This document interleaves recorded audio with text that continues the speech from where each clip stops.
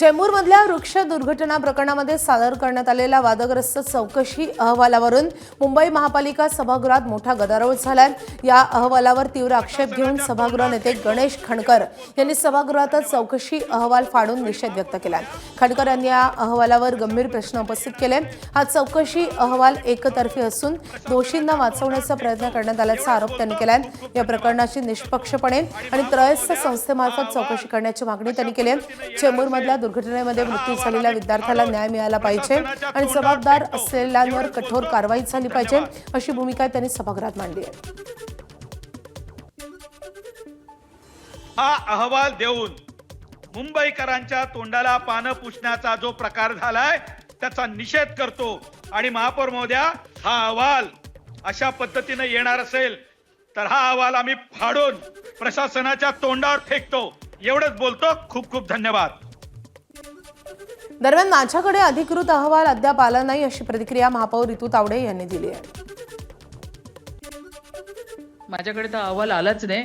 मी व्हॉट्सअपवरती आलेल्या अहवालावरती मीडियाला त्या ठिकाणी मी माझी जी काय मला द्यायचं होतं ते मी बोलले, पण अशा पद्धतीचं जो अहवाल जो वारंवार पत्रव्यवहार करून वारंवार सूचना देऊन सुद्धा असा अहवाल तुम्ही केला, अख्ख्या मुंबईकरांनी तुमचा विरोध केलेला आहे।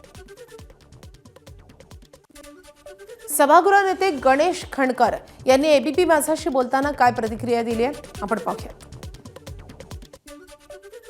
तुम्ही तो अहवाल बघितला असेल, एकंदरीत सगळ्यांचीच त्या अहवालावरून नाराजी आहे। आज स्वतः त्याच्या आई वडिलांनी देखील नाराजी व्यक्त केली आहे। ही घटना अत्यंत दुर्दैवी होती, शब्दात व्यक्त करणं कठीण आहे।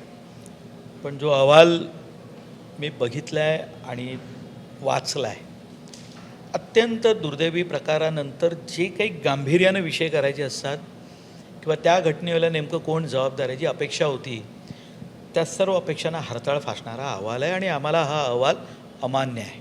सर, तुम्ही त्रयस्थ संस्थेकडून याची चौकशी करायची मागणी केली होती आणि स्वतः आपण स्टँडिंग समितीमध्ये 2 पत्रव्यवहार हे समोर आणले होते। त्यामध्ये अधिकाऱ्यांमध्ये कशा प्रकारे त्यांनी ते पत्रव्यवहारच पाहिले नाही असं थेट तिकडून दिसून येत होतं, पण तरी देखील अधिकाऱ्यांवर कारवाई न करता कंत्राटदारावर करण्यात आली आहे कारवाई।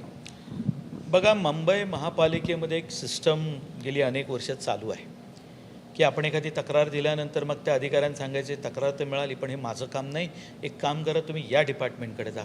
हे सामान्य नागरिकांना तर याचा अनुभव होताच, आत्ता डिपार्टमेंटमध्येही ही गोष्ट सुरू आहे। यासारखं दुसरं दुर्दैव असू शकत नाही। या अहवालासंदर्भात तुम्ही मुख्यमंत्री यांच्याकडे धाव घेणार आहात, मुख्यमंत्र्यांना हा सगळा विषय समजून सांगणार आहे? नक्की।